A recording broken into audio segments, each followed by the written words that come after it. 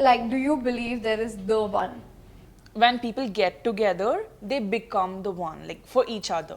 During the initial stage of my relationship, I forgot all my friends. A relationship is part of your life, not your life. While everybody stresses on the aspect of communication, I also think comprehending that is equally important.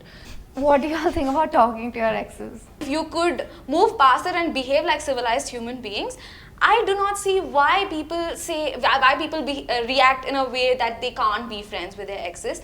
So much drama I have seen in life. I just want dal chawal now. Biryani hazam nahi ho raha hai.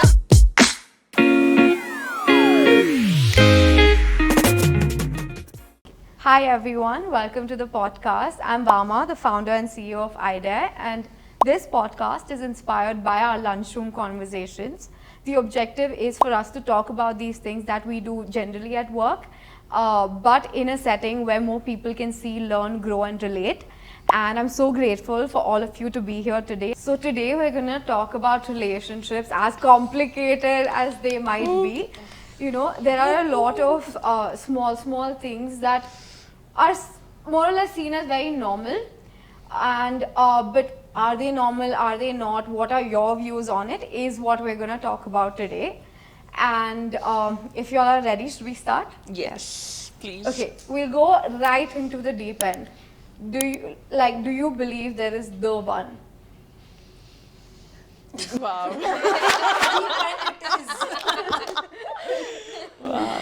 And it is. I think someone here was earlier mentioning this, that relationships of course are about work or are about, you know, understanding each other and like growing together, I think. So as long as the question is there the one, I personally do not believe there is something like that. Of course there is something called alignment, where maybe my thought process, my ideologies and my future goals or whatever needs to align with the other person. Those are the bare minimum, I think.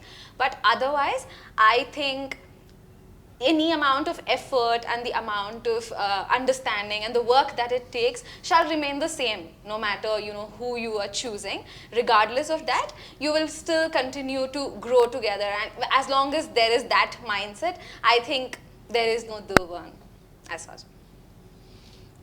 I believe in the one, but it's not like there is one person for you. It's just like when people get together, they become the one, like for each other. That's what I believe in. Only. So cute. Okay, next one. Personally, for y'all, do you all forget your friends when you all are in relationships, or when you get into a relationship, or have you ever done that? And is that normal? I wouldn't say it's healthy that you forget your friends when you're in a relationship, and of course vice versa. Completely be with your partner. I think ideally striking the right balance is very beneficial, and I also think it's important to have your friends in the loop, because your friends can call you out on some of the toxic things you might end up doing in your relationship. Yeah, and I feel like your friends generally see things that you probably can't see, right? Exactly. Yeah, I think for me it has always been like, if I'm dating someone, there are like, I have like few close friends. You have to get the approval. If they say no, it's a no-go. Sorry.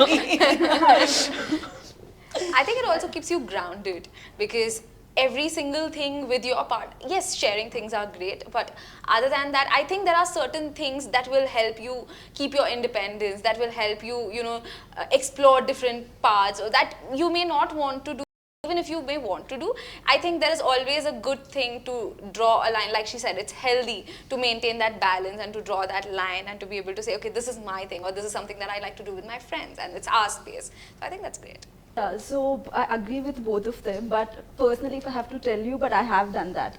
Yeah. When I think early bird, during the initial stage of my relationship, I forgot all my friends. It was just him in front of me, just him. Whenever I want to talk, it's that person. Whenever I want to cry, it is that person. But later in the stage, I've realized that, you know, no, this is not, I think I'm just immature enough to handle the relationship. Then realization of that, you know, it is very important that, you know, you have your friend beside you, right? You know, you can't rely on one person for everything. Yeah. So I think most of us are guilty of that at some point. point, in our yes. relationship. Yeah. I think we've all done it. It's not even about immaturity. I think we just don't know better. right? And we don't have these conversations for like people to know that that is not. I think it's very natural to feel like that when you're starting to build something, you will focus on that, whether that is a relationship or work, your entire focus will be on that. But over time, it's important for you to balance all of those things together, right? And I think that happens in a natural course as you grow up as well, and you can actively put efforts to do that. That was actually leading to my other question is, can one person be your everything? Because I think one of the I feel like one of the things I've done in a relationship that's probably not been very healthy has been put so much pressure on that one person to like fulfill all of my needs, right? If I need a shoulder to cry on, you have to be that. If I need someone to take me to the grocery store, you have to be that, and I have to be that same for you. So I would feel like if they were going to their friends, I would feel like, oh, like am I not good enough? Or am I not enough for you? So can one person be our everything? No, not for me. Not for me, definitely. Also from a very individual perspective, because I am not willing to be everything for that person. Alright, it is very normal to want to, for me personally, it has never been, my relationship should never be my identity. I learned it from a mistake myself, that your relationship cannot be your identity. A relationship is part of your life, not your life. It's just one part of your life. It might come, it might go, there may be happiness, there may be sadness, but your life is there. I think even if it is not in a romantic setting, many a time siblings get this, like, oh, you have more friends than me, but I only hang out with you. I have seen that when, there are two siblings and then one sibling goes ahead to study somewhere else or having more friends, the other sibling feels abandoned, that you left me, you were my only friend, but you went ahead and made other friends. So in every relationships, I think to expect every emotional need that you have from one relationship or one person is not the healthiest thing to do. I think it's the ideology also, especially in terms of romantic relationships. We have been given the fantasy since a very young age that there will come a man and save you from everything and he will be your Prince Charming and you'll have a fairy tale ending, all of that. So I think we grow up with the same internalization and we start expecting that that one person will actually be an answer to everything, will meet all of our expectations. But I think coming from a psychological perspective, it makes sense that one person, you, me or anybody cannot meet everyone's expectations at every turn. And I don't think it's fair or healthy either, because the kind of expectations I might have from my parents might not be the same that I have from my colleagues or friends or a romantic partner. So I think it is wise maybe and healthy even to have certain set of expectations, and I think it's also not necessary that all my expectations from one person needs to be met. Like if you're my colleague and everything has to be met that I have from you, I don't think that's possible or fair as well. Yeah. I think speaking of needs and expectations, what do you all generally do? Are you all of the opinion that like you all should tell what your needs are, or you're like, oh, why can't he just like know? Well, are we mind readers? I think it's a constant question we get about how can you read my mind? I don't think so. Yeah, I think communication is extremely important, and while everybody stresses on the aspect of communication, I also think comprehending that is equally important. So I could be communicating my needs and expectations from a relationship very well, but how is my partner, how is my friend receiving that, and how are they comprehending it is important. But yeah, to answer your question, I would say that communicating your needs is very important, so that you know that you've gotten it out of the way. So at least your mind is clear. Agreed to the point. I think I'm a person when it comes to relationship, I openly express about it. I openly say what are my needs, what actually I would want out of this relationship, if it has to work or not. So basically, it's important for any relationship. In the beginning stage itself, we said that these are the top things or the basic needs that I expect out of the relationship. This is how I would want to see through our relationship to grow. I personally believe that communication plays a major role here. I'm sorry, I disagree a little. Like based on my life experiences, of course, communicating your needs and everything is very important. But what I have seen, personally experienced also, is you are not able to do that every day. I am in love with a person, and personally for me, there creeps in a certain expectations that eventually you will know who I am, right? We talk about love languages, right? You know, we might have different love languages, but if we have been together for some time, you know what my love languages are. And I'm sorry, there are days when I need love to be shown in my love language. I'm just not, like, you can't put 100% every day. There are days when I will only be able to put 40% of myself, and those days are okay. There are days when I do not want to communicate, and I'm sorry, I still have the expectation that my partner will understand that this is still I need when I'm not communicating. But on an overall basis, of course, communicating what you want, stating out your needs and having open conversations about it is of course healthy, but I just don't think personally for me doing it every time works. In a relationship, I feel like there, as much as we want to be like there should be no expectations, I find it very difficult to practice. I know it's more healthy, but it's very difficult to practice. I think what you're saying is very like realistic in the sense that over time, once, I think when you start dating somebody, right, it's not natural for everyone to basically read your mind like we spoke about. But over time, they also understand your love language. Over time, you don't have to express each and every need of yours. And when a need is not met and you really need it to be met, you will express it. Yes. And I think that is normally how a trajectory would work. Obviously, there are differences for different people, and what works for one person doesn't have to work for somebody else. And communication actually reminds me that a lot of these days, especially when we talk of communication, when we talk of love languages, we see how people are actively communicating. Sometimes it can become aggressive because sometimes people are communicating. Now, I have been told that I have to communicate to my partner. It is not fair that I don't take their headspace, I don't take anything of theirs into consideration before I communicate, where I'm saying, you know what, I need this expectation to be met right now. I'm not being compassionate, or I'm not being considerate about whether you're capable of doing it in this moment. Whether you're in that headspace right now, because we always say before you start sharing emotions, check if the other person is available at that moment. So if we are not able to do that, if I'm just focusing on communicating and I'm saying I'm communicating, why is he not doing that, then I think that's a little unfair. Yeah, I mean, yes. I think it differs from one person to one person, and again, we also learn with experience and our own mistakes and things like that. I think.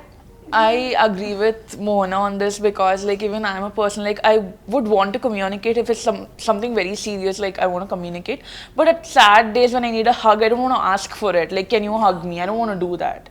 I want that person to come and hug me. So I think very aptly put. And I also think, as we progress in relationships, and absolutely agree, like expecting that every time the other person would be giving and receptive and not possible, humanly possible. I think it is about, in a very basic sense, about equality, right? There are days when you are going down, I'll pick you up. There are days when I'm going. If a relationship is 100%, every day both of us, ideally we should give 50-50, but it doesn't happen. Some days one person is giving 80. Someday you are giving 0, and to have that faith in the relationship that okay, we will sail through this day and tomorrow we will pick it up again is okay. We can't have perfect days every day. I think I want to talk about one more thing when we talk about that. Yes, 50-50 is never ideal. Of course, it's not like that. Sometimes I have come across situations where it's 0-0 from both ends. Yeah, that right? too. Because now it is 0 from my end, and now I'm expecting my partner to step in and to actually do something. But maybe for him also it's been a 0 day.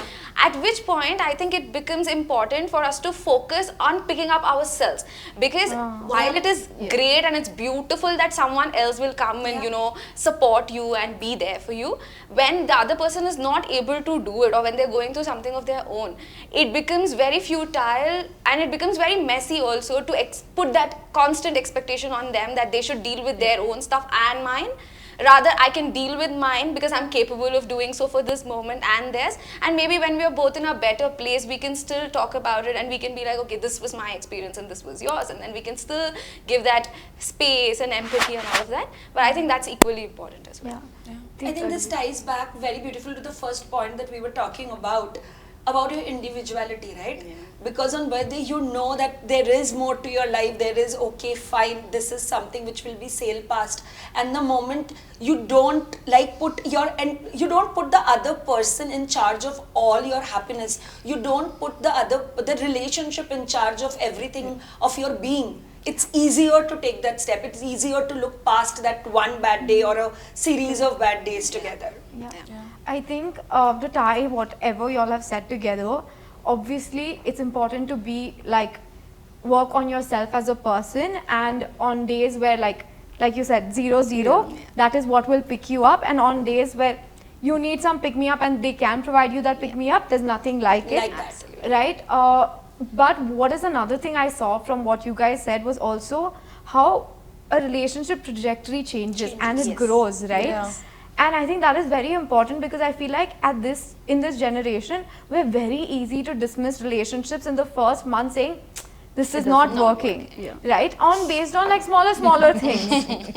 But I think if we actually put in the commitment to obviously keeping most of the parameters right, and assuming it's a healthy relationship, I think if we actually commit to growing together in that relationship, that's great, because no relationship starts out like it's hunky-dory and all at the beginning, but eventually things will come up and you'll have to learn how to deal with it.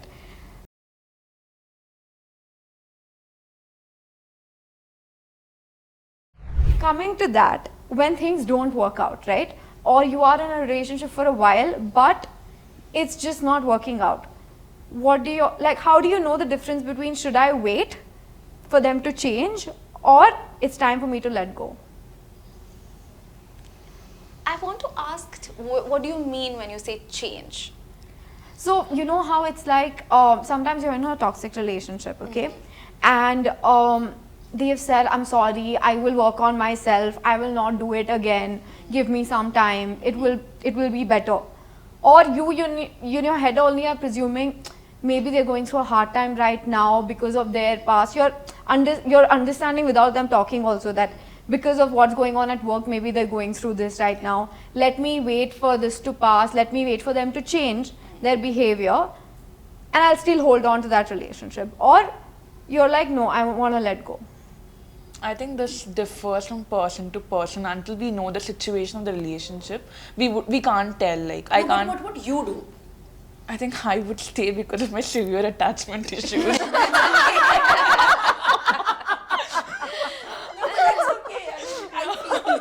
I think we all do at one point. Yeah. I think something I would do is, I believe that a relationship should add value to your life and it should help you with growth as well. So if those are two things that I'm looking at, I'd probably like reflect and understand how has that value changed and how is it now impacting the growth of not just our relationship but also my life trajectory, right? And I think added to that, that's where like friends and family come in, right? When they start to notice that something about you is going off, and that's something that I've personally experienced where people have said, hey, like I think after you've been in this relationship, something about you has changed. I think picking up on those things is perhaps something I'd do. Yeah. The first time when you asked the question before Raksha told you to explain, I thought in the moment when you were seeing that your needs in a relationship are not being met, what do you do? That is the way I interpreted the question.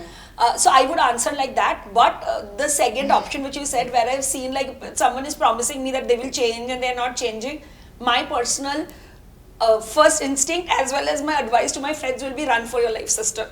I'm being honest, right? Over there, because expecting a person to change, I have seen, even if that person change comes with a lot of resentment many times. Yeah. Like looking back, it's like I changed myself for you and still you can't do this for me. That comes with its own baggage, which I am not willing to carry, right? But having seen that, if my emotions are not being met in the relationship, of course, I would want to have a conversation and take it from there.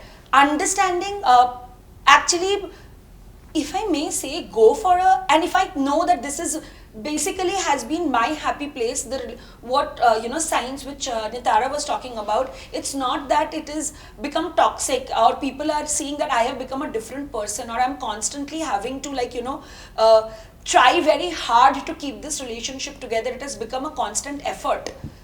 if it is not at that stage, but then I'm just feeling that the person you were or the relationship which I want or desire, this is not here, I wouldn't mind going for a couples therapy to understand that where are our needs not aligned. To see, I think it should be very normalized where you are not able to, because when I have experienced this person in life actually, when it is two persons sitting opposite to each other and talking, even if we don't want to, even if we are more aware, we end up saying you are not doing this and I am not doing this. You are not meeting. It's always you statements and not I statements, right? And I think that is where therapy comes into play beautifully, where you understand the other person without feeling victim, without feeling like responsible. Because if your partner is actually, you are actually sharing a loving bond. I have had people tell me, oh, I want to break up because I don't want to be the reason for this much pain that you are going through. I don't want to be the reason you are in this much pain because I am not trying to hurt you. This is who I am. Right? So to navigate this kind of situations, actually having, it can be a therapist, it can be actually a very good friend or advisor or mentor you have to actually go through and on a neutral ground talk about the issues which you are facing, rather than blaming it on the other person that you are making me feel like this, but rather than this is what I felt, no matter what your intention was, this is what I felt. Having those conversations and see how much each one of us is willing to take accountability for our actions would be the way to go. And if I see like a lot of dismissing there and minimizing there, again, run sister, run. Okay, a fully different question, a very like random question. What do you all think about talking to your exes? Wow. Yes, wow. Okay, I am going to say something and it can be very like unpopular or something. I think it's okay. High five. Thank you. I think it's absolutely okay, given the fact that he or she is not really someone who's like messed up with me and I'm still not able to get over it or still affecting me actively. If I'm over it, if they're over it, and if you could move past it and behave like civilized human beings, I do not see why people react in a way that they can't be friends with their exes. Like she was just saying, if it's not like there's anything wrong with you or anything wrong with me, if things just did not work out or if something did not sit well with you, if you want to move your own separate ways, why would you not want to maintain or protect that friendship if you are able to get there? If you're not able to get there, fair, makes sense, but otherwise I think it should always be considered in a healthy way. What is like the boundary for that? Like, can you all be best friends? Can you all be close friends? Can you all be acquaintances? Same thing I was going to tell, that I personally cannot be like chuddy buddies, okay? But I can be cordial. I can be like, be social if I meet. I don't really like maybe keep a tab on, but I have exes with whom I do not want to see the face. It's because of the trauma that they've caused me, and I'm still like paying in therapy for that. Like, if you meet me, you give me money. On that. But then there are with whom I'm like, yes, fine. I mean, moved on, it didn't work out. So it depends on the stage, on how the relationship had affected me in the past, and at what stage of my life I am in. But in general, I don't think I can be like, staying in a very close friend where we are hanging out every day and things like that. Because I don't think it brings out a nice color in me. Yes, I think it's important to recognize your boundaries, honor theirs, and most importantly, if they or you are in another relationship, to honor the boundaries of your respective partners as well. Yeah. Because I would be fine with being friends with my exes, but if my partner is not able to get over it or has some issues that are like genuinely, affecting them, then yes, I would definitely reconsider it, because I would definitely put this above, that. But that being said, I think it's very individualistic, like she was also saying. We can't generalize it and say everybody should be there. Same, exes, therapy, all of that is happening. My take on is that like once you've loved and cared for someone, it doesn't change. It doesn't go away. It's somewhere there.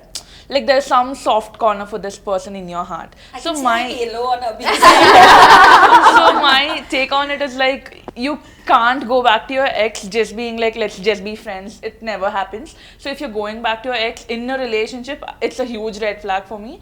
I wouldn't. Red don't I mean, it's your choice, obviously. Yeah, so it's like, I wouldn't. So for me, I think most of you will know that I'm still in touch with my Just a touch. Okay. so I think Now Yes, I've please. spoken about Yes, it please. doesn't mean we can also start talking about it. I was Okay, like, go on. I do not want Mohana to talk about my relationship. I'll only talk. Okay, sorry, go ahead. So coming to the point, what I was wanted to tell you that I actually believe to the point that it's okay to be in a touch in a very basic friend level, but again knowing what is your boundary, Yeah. knowing are you in a relationship, what is the expectation that you have in this so-called friend zone, and the other person. Yeah. Is your ex expecting something out of you? Is your ex do he even know that you are in a relationship? Yeah. Right? Yeah. Is there something that he's coming back thinking, I'm so sorry, so much I've learnt a lot now, I saw iDare, I took therapy in that session, I've realized that I have done a lot of mistakes, I want you back. Is that what he is expecting? Or is he know that you're also in a relationship? And you are seeing just friend in that line itself, and that expectation has to be set. And if you're good and the person whoever has completely healed from that past relationship and moved on in a relationship, and she or he has a clear idea about what he or she wants, I think it's okay to Yeah. Can I add a point to it? Like, if you could have been his friend, he wouldn't be your ex now. He's your ex because something didn't work out. I don't agree. I'll tell you why. Because two individuals can be very good friends but terrible partners. Yes. Because the expectation out of a friendship and a partnership is very different. Yes. I think the difference is like you still love them, but you're not in love with them. Like you have love for them. Exactly. Yeah. Sorry, Mama, I just want to say something because you're talking about ex and things like that. Something which really annoys me. No, I'll tell you why. Because this was this thing that is running in my head, right? You have put in so much work in a relationship and you've told them that this is not right in you, this is wrong, the way you behave, the kind of toxic trait there's, and you have and then you're broken off and things, and then like few years down the line you meet them and you meet their partner and it's like, oh, and he has turned into a nice human being. I walked on and me. Oh, I get you. I have seen it. I'm like, they're like, "No, but he is not like that." I was like, yes, because I told him not to be like that. It absolutely happens. Now when he talks to me and says, all zen things, and I'm like, I taught you that. Oh my god, I was just thinking about someone who shall not be named. And they was like, he's literally coming, it's like I know them like socially and everything and all, and they are talking about, and I see their social media posts about this is healthy love, this is this thing. Wow. Kuch nahi pata tha tujhe. No, but I think that's the beauty, like we have so many different experiences in life. Yeah. We meet so many different people and like they leave imprints on us in different ways, and so do we, and that's how we grow as like an entire like society. And I think that is really like as funny as it is, it's also in a very nice way beautiful, because nobody's life will be the same after they've met somebody. Yeah. Absolutely.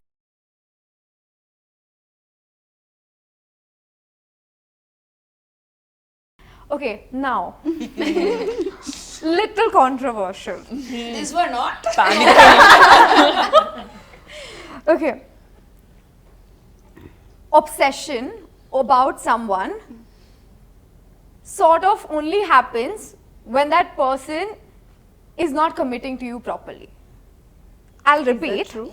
So I am only obsessed about somebody because they have not fully committed to me in terms of they're still like, showing the love whenever I need it, like breadcrumbing in a sort of way, like little bit showing love without like actually committing to it, or maybe putting like a a name to it. situationship. Yeah. And that's why like the obsession is there, because it's like, I need to get this, I need to get this. Is that, what do you all think? No, I don't agree. Elaborate, please. I think it is a toxic trait if someone is doing that, but that does not mean like obsession. I think obsession is many a time put it in a very negative, in the basic dictionary meaning of the word. And I am just feeling when I started to talk that I might eat my words because I'm thinking of all situations in my head. But personally, I feel I'm obsessed with my partner, not in a way that I want to know everything you're doing, you wear only what. but I am like totally head over heels with my partner. I'm obsessed with him, and I think it's like we have been together forever now, but I still feel the same. So I don't think that goes away with the thing or time or for there. Okay, sorry. I will add to your what I was asking you. A lot of people say that healthy relationships are in nature boring because there's not as much like drama as such that happens, say, whether in a dysfunctional relationship. And for somebody who's been in a dysfunctional relationship for a lot of time, healthy relationships seem like triggering and boring, right? Yeah. And so then how do you differentiate between like I'm obsessing over this person because they're not good for me and they're like breadcrumbing me versus I genuinely like love them and that obsession is that love? Can I answer this? Please. I think what she said was beautiful because when you, like you said, how do you distinguish it? I think it's very clear because is your obsession making you happy? Like when you're obsessing over someone, you're obsessing over their cute traits, you love spending time with them, you just like their quirks and everything, rather than you sitting and obsessing over, oh my god, does this person even love me? Where was he? What was he doing? You know? Why didn't he pick my calls? Exactly. 4 calls. Why he's not come back yet? Why hasn't he responded to my text? Yeah. I think it is a clear indication because of course lines can be blurred and sometimes here and there happens and all of that, but I think most of the times consistently you see that. I think rather than obsessing, I want to call it swooning over my partner because all the time you're just really, you know, you understand that you really love them and you're just really happy and content, but rather obsessing over, you know, all the negative things that make you feel anxious. And like you said, you know, boring, how healthy relationships can be boring. I mean, if you're talking about butterflies in your stomach and comparing and that being, you know, you just being anxious over, you know, why certain things are not working out. I think it's how it's been portrayed over a period of time. When you go back to love poems and when you go back to all the love stories, this is the portrayal of love we've seen, which is passionate, which is, you know, igniting, which is just making you feel such intense emotions. But at the same time, I think it's great to just be content. It's great to just know I can go home no matter what, that there's this person who will just hold space for me, who's just going to be there for me without it being boring. I think boring is something that we've attached a label to it, saying, you know what, no passion and everything. I think that's what it is. She spoke very beautifully and poetically. For me, personally, it is like so much drama I have seen in life. I just want dal chawal now. Biryani hazam nahi ho raha hai. Like after having biryani, going and having antacid, I have no interest. I'm very happy with my dal chawal and staple diet. Can I add to what Shiraksha said? I think more than you know, is the obsession coming from, like, is it a happy obsession or an angry obsession? I think we can speak along the lines of right and wrong, right? Because somebody who's calling up their partner multiple times or picking a fight because they haven't replied to a text could seem like it's right to them, but to somebody else it could be wrong. So making that differentiation could be important. And like how she said, you know, the idea of perfect, for a lot of people who obsess over their partners, I think it possibly also comes from a place of that person being so used to chaos, and chaos is so normalized and so familiar to them that when there is no chaos in the relationship, they start to feel like, oh, my relationship is going down the drain. So the chaos is what they hold on to as their definition of perfect, perhaps. I think when we talk of obsession, we also fail to realize, because you said how when you're obsessing over someone, it's usually, you know, all about the other person. Like my partner, I'm obsessing over why he did this, why he did not do that. I would also stop and ask myself, why am I obsessing over this? Like, what expectations aren't being met? What is lacking over here? What is it that I'm running towards or, you know, running behind? And maybe that will give me more clarity, and it will also help me understand if this particular person that I'm obsessing over is capable and is available to do that at that point of time.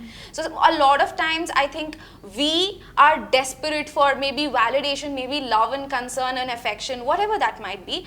We are so desperately clinging towards it or running behind it that we don't stop and think whether we are actually getting it. We're just constantly on the chase. So to stop and to actually ask, what am I running towards, or what am I running from? Because sometimes I'm running from loneliness, maybe. Sometimes I'm just running from my past bad experiences, maybe. So I think that will give us more clarity on, you know, whether this obsession, as we call it, is a good or a bad thing. I think just to add to whatever you all said was also sometimes obsession also comes from your own attachment style and your own trauma, right? And sometimes recognizing that and spending time to work on that is also extremely important. Not to be said that like when you are going through, when you have a lot of baggage, that you can't be in a relationship. It's about knowing that you have that baggage and you're working actively towards it, and your partner and you recognize that, and you all are both like in that journey together. I think that is more important, right? Over like a black and white in any of these situations. Okay, so I recently on Instagram saw this quote which basically said, tell a lot about how someone loves themselves or their relationship with their self based on who they choose as a partner. I think psychologically it tells a lot about their parenting and their childhood memories, but cool. I don't think I agree, because I think throughout life we go through different phases, we go through different experiences, and each of those experiences change us and define who we are.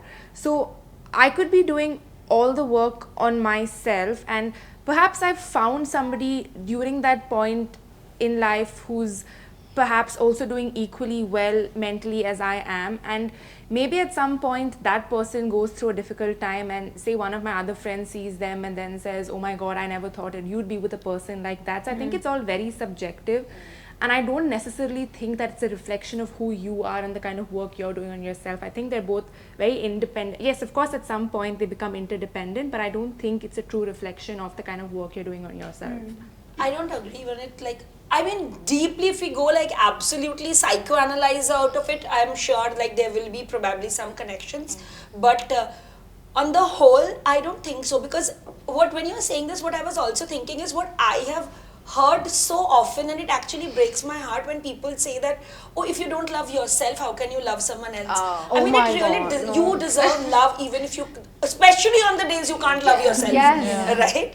So, I mean, in that point of time, and I think we were talking about this sometime where about like, we don't know sometimes, we tend to go for, sometimes it's just because that guy or the girl is hot. You're not even thinking anything else. I mean, just in the, and then you get into a relationship and then you see what is working out, what is not, and you make the most out of the situation if you're willing to put in that work. And I think whether we are willing to put, every relationships require work, whether individually we are willing to put in that work or not, depends on how much we want this relationship to succeed, how much we are willing to work for it, because do we see that common goal together? And that is what it is. I mean, I am sorry, I mean, I'm going to get a lot of flack probably from my friends only for saying this, but we need to chill a little bit around this. There is like so much on Instagram content where everything, I have been seeing reels where there are people are saying that, you know, bad boys turn you on and things like that. It's like,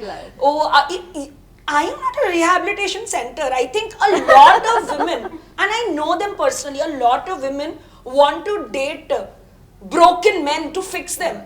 And then they end up getting hurt and saying that he was like this.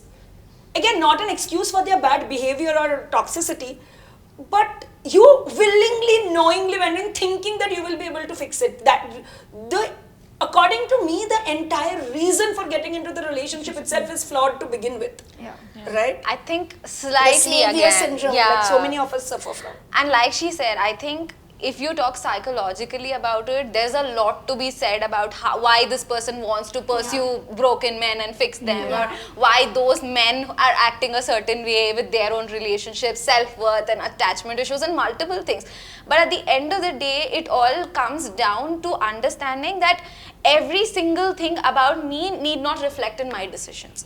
Sometimes it does. Wow, so important. It absolutely does. Actually, please repeat it.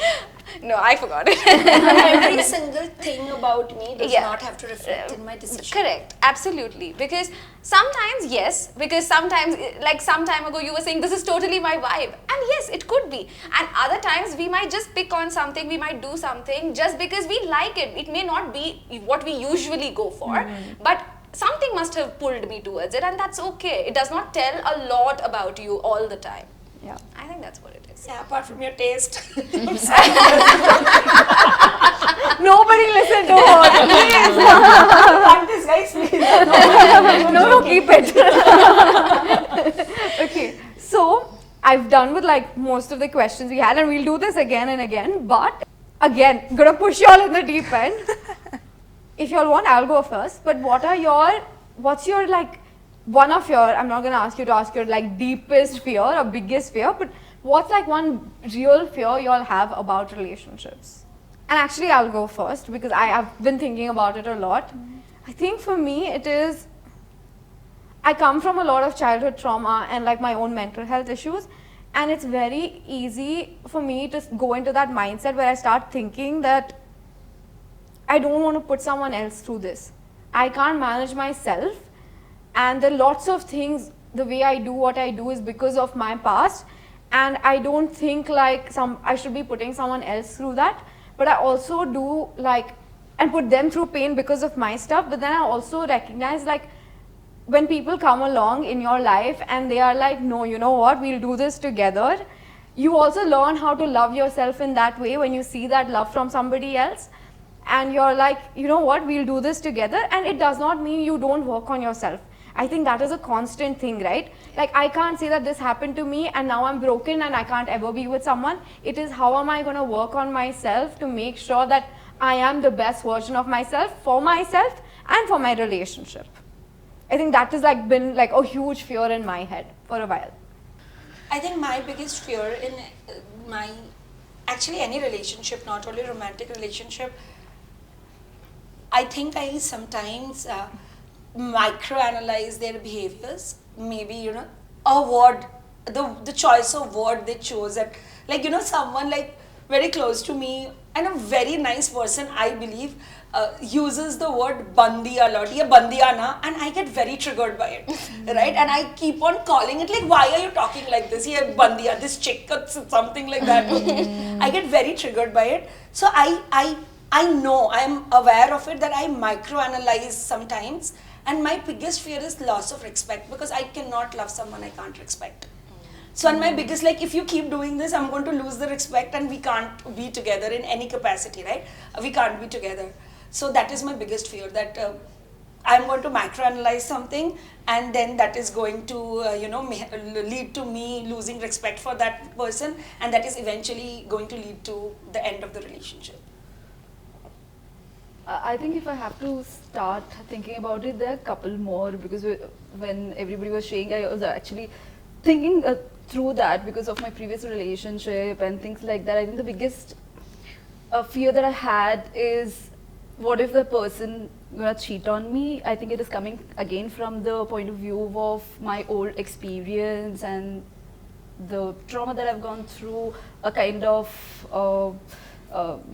what he made me go through, to the point that I know that, there are certain things that I have to work on myself to be better, every day, to show up myself that, that's okay, this has happened, I will have to work through it. But however, I think this has been quite some time in my head that, what if the person, because I might have put whole heart to it, I might have put so much energy and time to it, and especially, I think relationship is not just between two people, especially when we take it further, when we say it is marriage. Yes, you are the one. Yeah. In the beginning of the question, when I say that, okay, you are the one, I think I'm going ahead. I think because fear it is there, I think again it can be truly coming from the point of the way that I was raised, and the kind of expectation that I had over the relationship. This can be the biggest ever. But when I identify it, how do I deal with it is something that I can think I can work on it. And me being in iDare as a platform itself is the biggest advantage for me to work on, or how to deal with certain situations in life.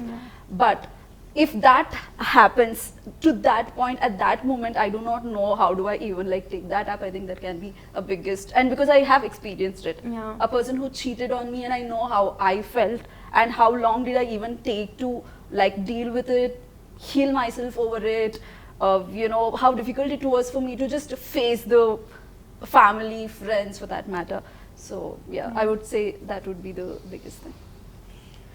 My fear would be being blindsided, where I believe like we are having an amazing relationship and this is like the best thing that's happening to me, and the other person is like suddenly during a fight, do you know how much I'm tolerating you? I'm just like, bro, why didn't you tell me the first day itself? Like I could have changed. I'm not like a person who wouldn't change. We could have had a chat. Like then you just walk up to me and like, I'm tolerating you for so long, I just need to break up with you. That kind of blindsiding is like, yeah, that's my fear.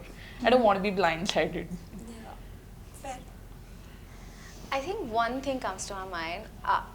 What she said resonated to a phase of me that used to be there at one point of time. Loneliness, attachment issues. I think pretty much everything that we've covered here, trauma, everything. Thankfully, I have been able to work through them, and I am now at this place where I am at this final point, I think, where I'm not able to conquer the fear of death. And not to make it too dark, but I feel like finally I have been blessed with something so beautiful and so wholesome, not just in terms of a romantic relationship. I think this about my friends, I think this about my parents, I think this about everyone around me Your that I care colleagues. about. Yeah. Thank you. Slyly putting it. Yes. I continuously keep thinking, at this point of time, I am secure enough in myself to know cheating, leaving, someone leaving me, you know, someone making toxic decisions and, you know, messing things up, I will be able to handle all of it. But if they do not do any of this, and if they're somehow taken away from me, then that, at this point of time, is, I think, my biggest fear. Because I wouldn't be able to blame anyone, I wouldn't be able to hold anyone accountable, and I wouldn't know what to do with myself at that point. Choose the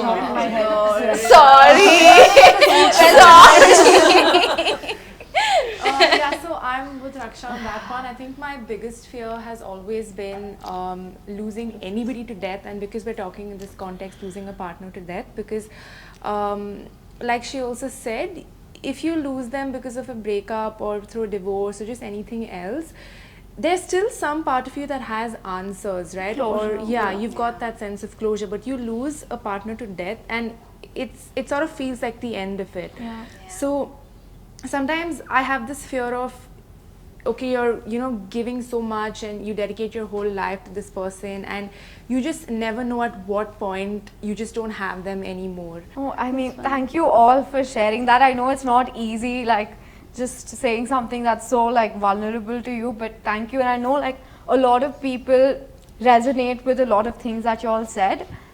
Before I let you all go, I'm gonna like change up the mood a little bit.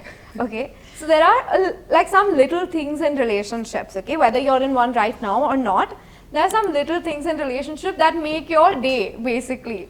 Like just in the morning when you're getting ready and your partner looks at you and is like, oh my god, you look so nice today, like out of the blue, and you're like, shh. The whole day, then when I cross the mirror, I'm like, shit, I look nice today.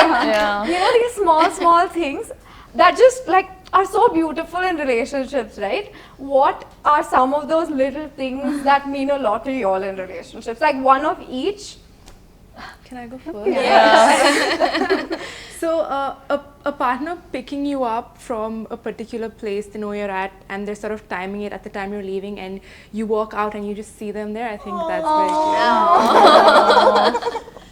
I think I'm actually trying to manifest this. The thing that, especially early in the morning, a guy beside me, my partner beside me, says that, I'm so grateful that I have you beside me, that he thinks that I'm not awake, but I'm awake. Very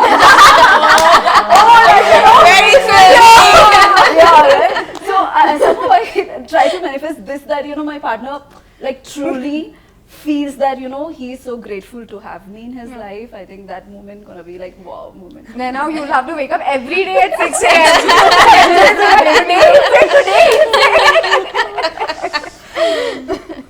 I think something which which I find very endearing is,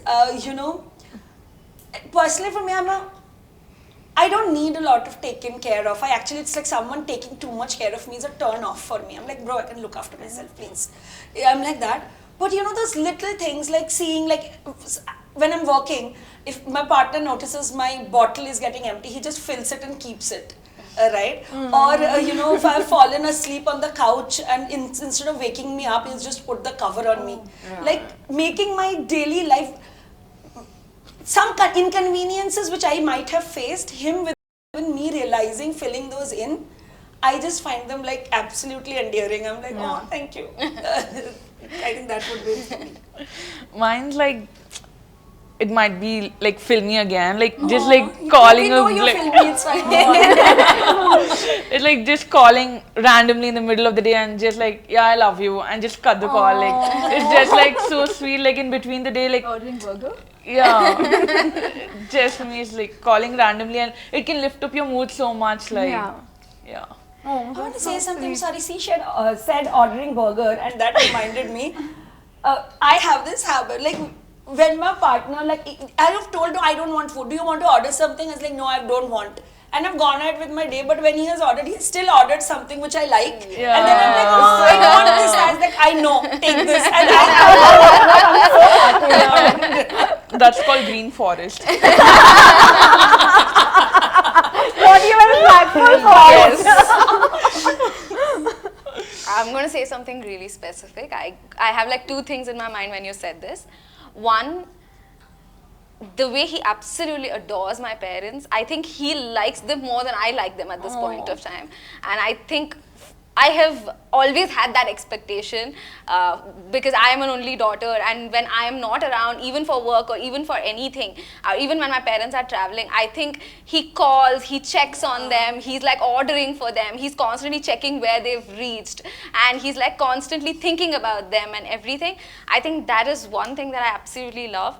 And the other thing, the other very sweet thing is, when he detects that there's like a slight shift in my mood, where I'm feeling low or something, or if I'm sad, he makes these seal noises, like no matter what mood I am in, or no matter how angry or cranky or whatever I am, the moment he makes those seal noises, I cannot resist and I end up laughing. I think that is something I found adorable about what him. is seal noises like? Show us. I will show a video. I have a video. Dama, you said no, you That didn't was not tell. mine, but Tell. like I was just giving an example. I'm thinking about mine. Mine is like just those like everyday like reminder things. Similar to what you said, just like calling in the middle of the day and like checking in, being like, how's your day going? I love you. Or like you're randomly walking on the street, you saw that I like a sunflower. I mean, I don't like sunflower. Like, but you get me a sunflower because I like sunflowers, just like for no occasion. Or doing those small, like being considerate of those small things, I think makes a big difference to me in terms of how I feel loved also. Yeah. Oh, I'm feeling so validated.